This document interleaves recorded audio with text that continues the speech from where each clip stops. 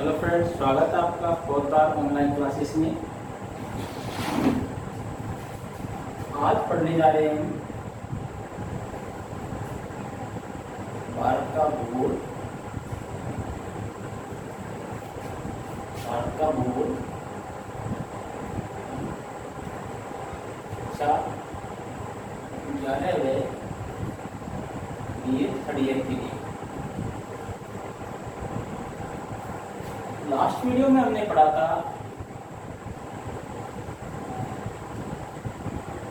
भारत की स्थिति।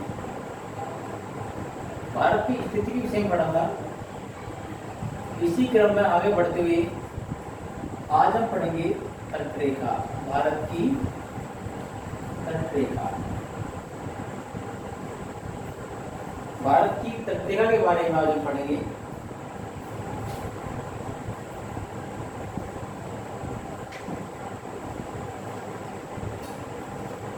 तटरेखा तो भारतीय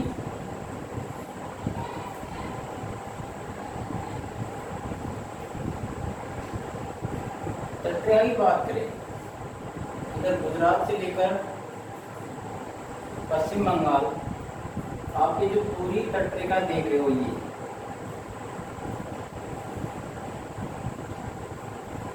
इसकी जो लंबाई है 6100 किलोमीटर है। यहाँ से गुजरात से पश्चिम बंगाल से जो भारतीय तटरेखा की लंबाई है वो 6100 किलोमीटर है।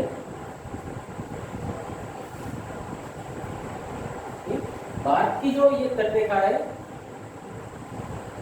एकदम सीधी एवं सपाट है।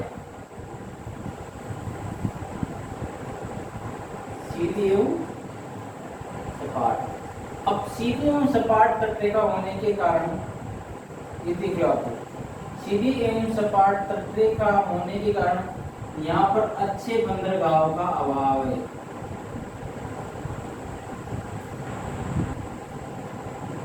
अच्छे बंदरगाहों का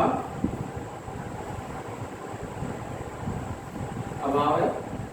तो कैसी सीधी रेखा की सीधी एवं सपाट तटरेखा, इस कारण अच्छे बंदरगाहों का अभाव है।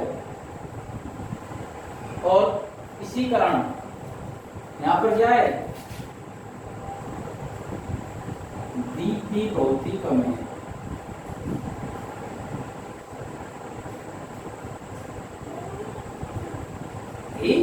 कम है।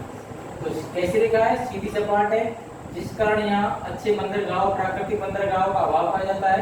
कुल तटरेखा की बात करें तो हम कितनी 66 किलोमीटर है, और इसी कारण यहाँ क्या द्वीप क्या है, कम है।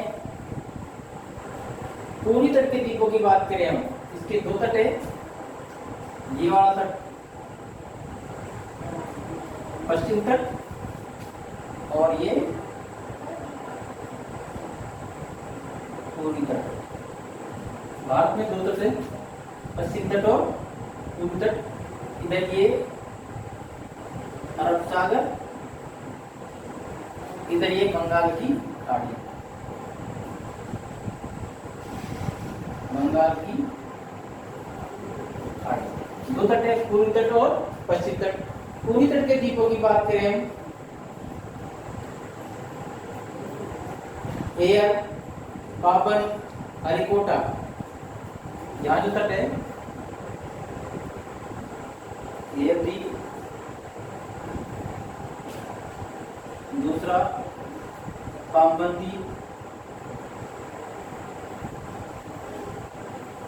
तीसरा श्री हरिकोटा।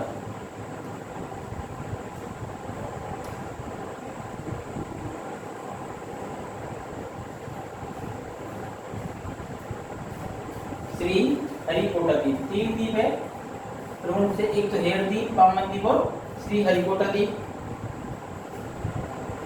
पश्चिम तट द्वीपों में लक्षद्वीप और ट्राम द्वीप मुख्य है। यहाँ जो आप देख रहे हो भंडार, क्या है, लक्षद्वीप। और यहाँ पर लक्षद्वीप कौन सा है, ट्रामद्वीप। ट्रामद्वीप मुख्य है, ये मुंबई के आसपास मिलेगा ट्रामद्वीप।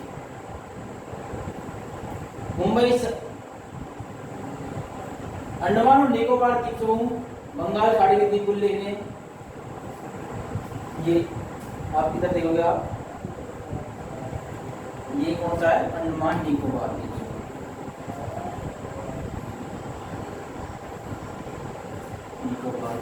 और भारत की औद्योगिक की बात करें, ये भारत के औद्योगिक की बात करें, प्रमुख शहर है मुंबई। मुंबई जो शहर है साल सेठ द्वीप पर बसा हुआ है। क्या नाम है द्वीप का नाम? साल सेठ द्वीप।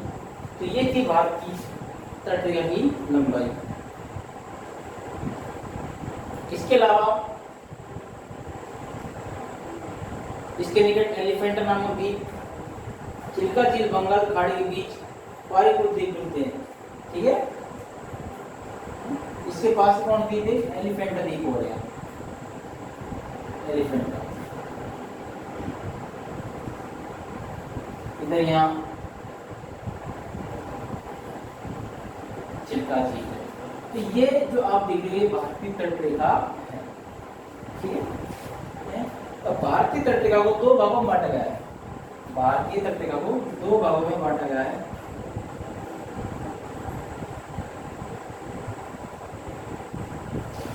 कितने भागों में? दो भागों में बांटा गया है। भारतीय तटरेखा को दो भागों में बांटा गया है।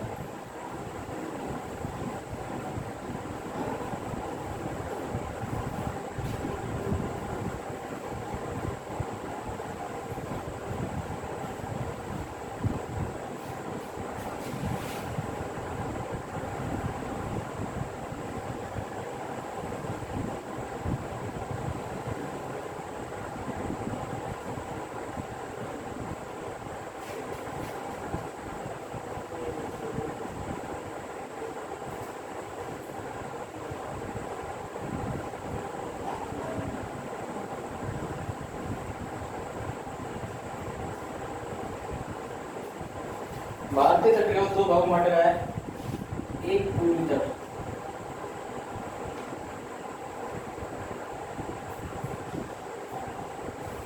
और दूसरा पश्चिमी तट।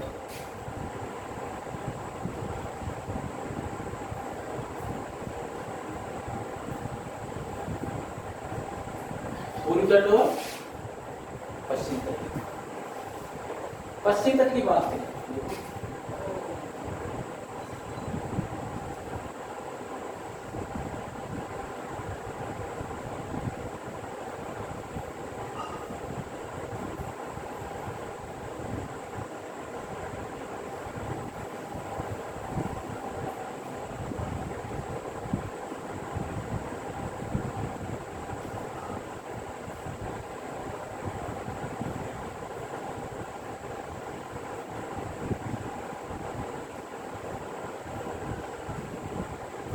ये भारत है, ये जो तट है इसको कहते हैं पश्चिम तट।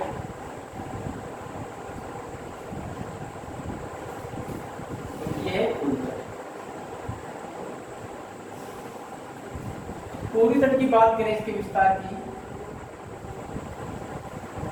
इसका विस्तार ये गंगा से, गंगा नदी के डेल्टा से कन्याकुमारी तक।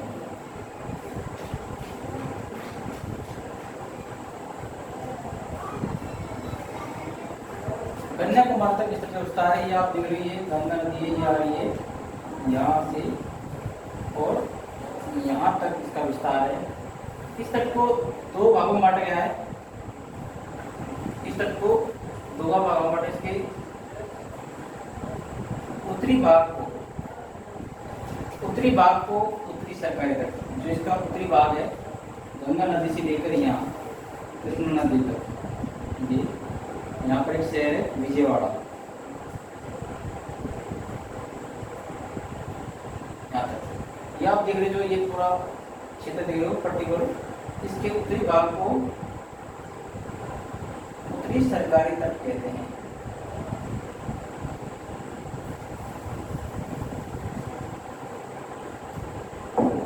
उत्तरी भाग को उत्तरी सरकारी तट, इसका विस्तार गंगा नदी से लेकर कृष्णा नदी के विजयवाड़ा तक है। ये तट उथला हुआ है, कैसा है? ये तट उथला हुआ है, जिसके कारण क्या है, बड़े बंदरगाह वे जहाज किनारों तक नहीं आ पाते। उथला हुआ कारण क्या है, यहाँ पर इससे पश्चिम से जो बहुत सारी नदियाँ आती है वो अपने साथ बहुत सी गाद मिट्टी लाती है, और यहाँ पर जमा करने के कारण यहाँ जो जल है वो गहराई क्या है, कम है। तो गहराई कम होने के कारण तो आप देखो जितनी भी नदी आ रही है, ये जितनी भी नदी आ रही है, ये अपने साथ क्या बहुत सारी गाद लेकर आती है, और उनको यहाँ पर क्या थी, यहाँ कर देती है, इसका निक्षेपण कर देती है, जमाव कर देती है, जिससे कि ये तो क्या उसकी गहराई क्या है, कम है। और गहराई कम होने की वजह से यहाँ जो बड़े जहाज है वो नहीं आ सकते, किनारे तो नहीं आ सकती। इसीलिए यहाँ समुद्र में बड़े जहाजों को लंगर डालकर रोक दिया जाता है। उसके बाद जो छोटे जहाज होते हैं, स्टीम जहाज, उनसे यहाँ पर माल को पहुंचाया जाता है। यहाँ जो प्रमुख बंदरगाह है, हल्दिया, कोलकाता, ये यहाँ जो ये इधर हल्दिया, उसके बाद ये कोलकाता, ठीक है, हल्दिया, कोलकाता। इधर आप देखोगे ये पुरी है, पुरी से थोड़ा ऊपर पारादीप, यहाँ काकीनाडा, ये इसकी प्रमुख बंदरगाह है। बंदरगाह प्रमुख बंदरगाह बात करते हैं, हल्दिया,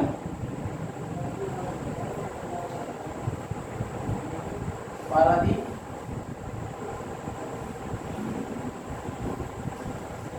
पुरी,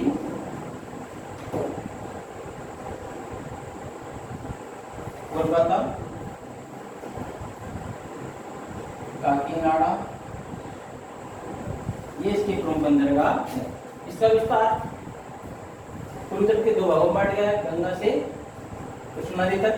इसके इस भाग को किस नाम देते हैं, उत्तरी सरकारी तट के नाम से जाना जाता है, ठीक है। कृष्णा नदी से लेकर कुमारी अंतरी तक, ये देख रहे हो आप, यहाँ से और यहाँ तक, ये जो भाग देख रहे हो आप, कृष्णा से कुमारी अंतरी तक। कुमारी अंतरी तक जो आप भाग देख रहे हो, इसे कोरोमंडल तट कहते हैं। इसे कहते हैं कोरोमंडल तट।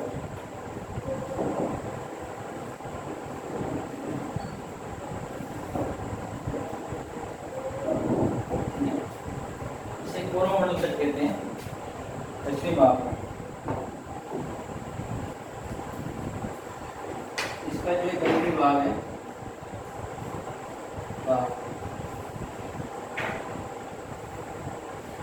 कृष्णा नदी से कुमारी अंतरी तक,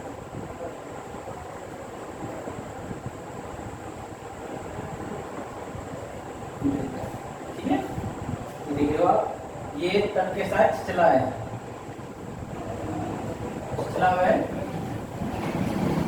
सपाट तट है, नेक्स्ट तट है चिचला इन सपाट तट है।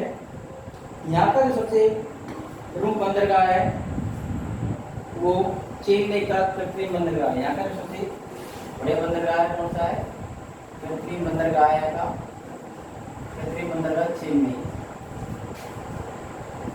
बंदरगाह, चेन्नई, ठीक है। इसी तरह की बात कर रहे हैं हम, यहाँ का जो सबसे प्रमुख बंदरगाह है कौन सा है, चेन्नई है। इसके अलावा कन्याकुमारी, रामेश्वर, धनुषकोटी, करिकाल, पुडुचेरी यहाँ प्रमुख है। इसके अलावा करिकाल, पुडुचेरी,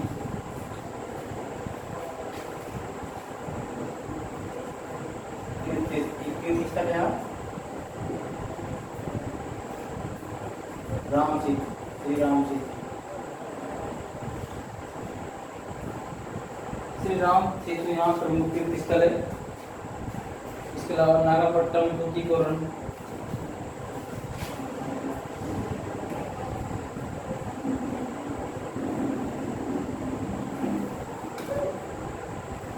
महत्वपूर्ण इसके प्रमुख बंदरगाह है। ठीक है, पश्चिम तट का जो दक्षिण भाग है उसको कोरोमंडल तट के नाम से जाना जाता है। इसका विस्तार कृष्णा नदी से लेकर कुमारी अंतरिक्ष तक है। कहाँ तक है? कुमारी अंतरिक्ष तक है। ये जो तट है छिछला एवं सपाट है। यहाँ का जो प्रमुख बंदरगाह है वो कृत्रिम बंदरगाह चेन्नई है। इसके अलावा जो और बंदरगाह हैं करिकाल, पुदुचेरी, नागापट्टनम, तूतीकोरन और यहाँ पर एक तीर्थ स्थल भी इसको श्रीराम सेतु कहते हैं, एक आध्यात्मिक पुल है। उसके बाद अब बात करते हैं पश्चिम तट की। ये पश्चिम तट, इसका विस्तार खंबात खाड़ी से लेकर कुमारी अंतरिक्ष तक है। यहाँ से जो ये पूरा है इसको क्या बोलते हैं? पश्चिम तट, खंबात की खाड़ी से लेकर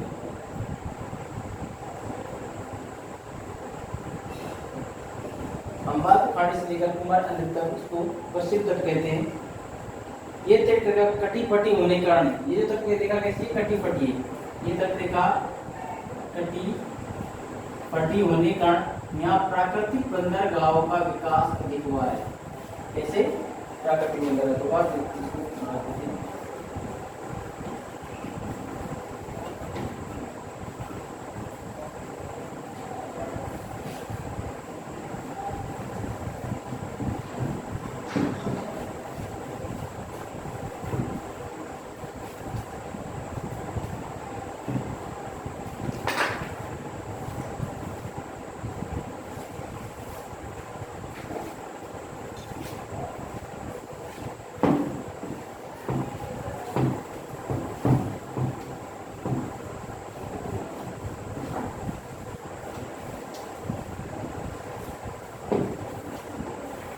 देखिए आप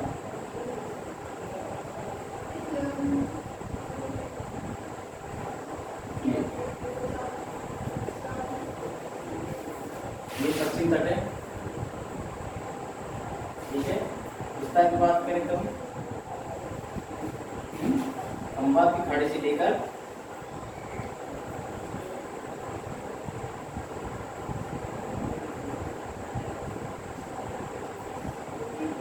कुमारी अंतरिक्ष तक।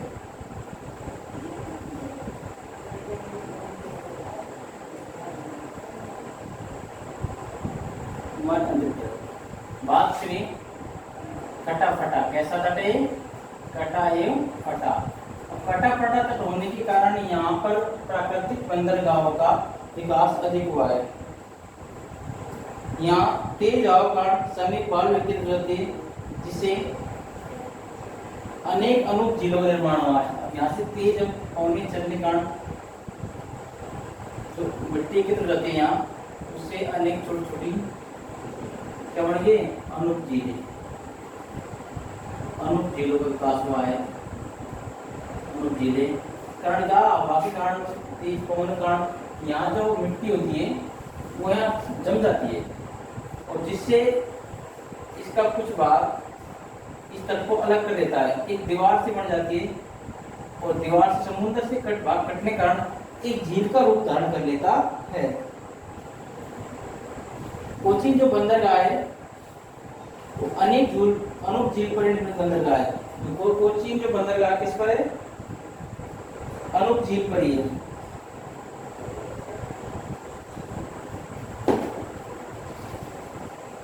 बात करें आप यहाँ जो बंदरगाह कौन सा? कोचीन बंदरगाह कैसा? अनूप झील पर है।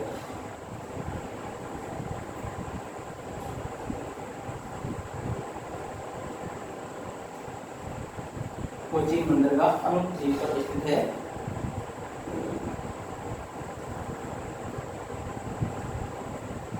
कोचीन बंदरगाह के झील पर अनूप झील पर स्थित है।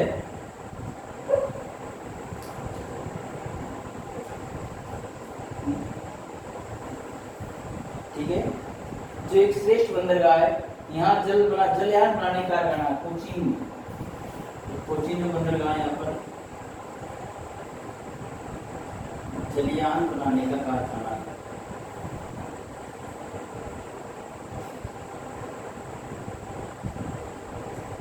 जलयान बनाने का कारखाना कहाँ?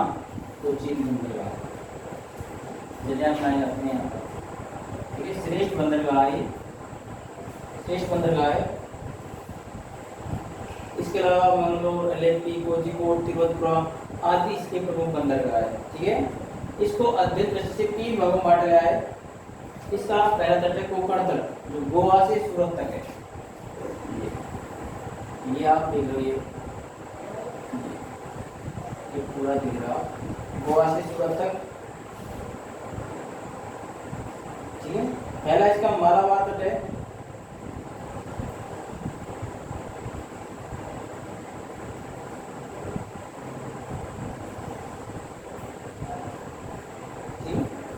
ये मालाबार तट, ये यहाँ से और यहाँ तक का जो ये भाग है इसको बोलते हैं मालाबार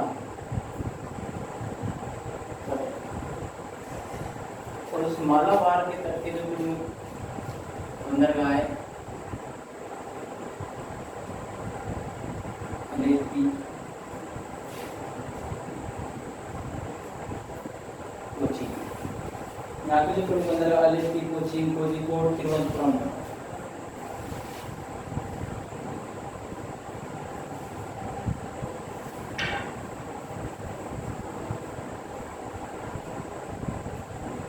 तिरुवनंतपुरम, ठीक है।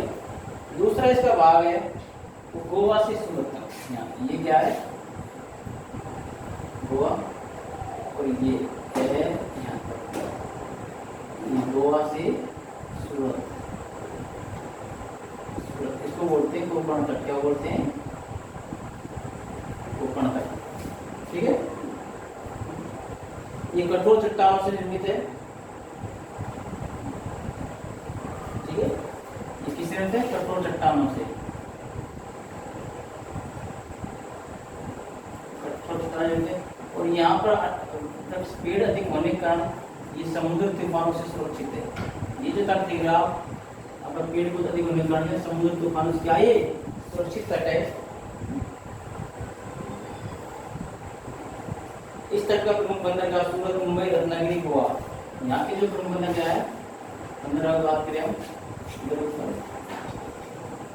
सूरत, मुंबई, रत्नागिरी और गोवा। और ये इसको बोलते हैं सौराष्ट्र।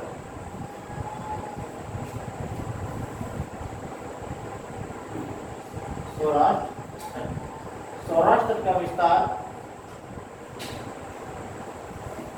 सूरत से कच्छ तक,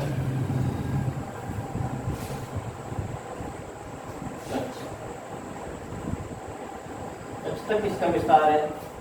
इसको सौराष्ट्र तट के नाम से जाना जाता है।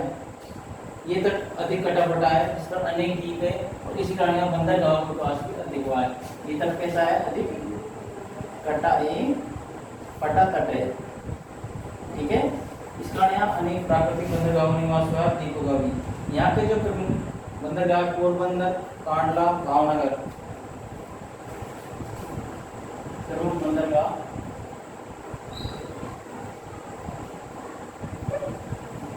कांडला, भावनगर, पोरबंदर। ठीक है, तो ये थे भारत के दो तट, पश्चिम तट और पूर्वी तट। ठीक है मित्रों, पश्चिम तट को 3 भागों में बांटा गया है। एक कच्छ से सूरत तक सौराष्ट्र तट, दूसरा सूरत से गोवा तक कोंकण तट, और गोवा से कोचीन तक, कुमार तक मालाबार तट।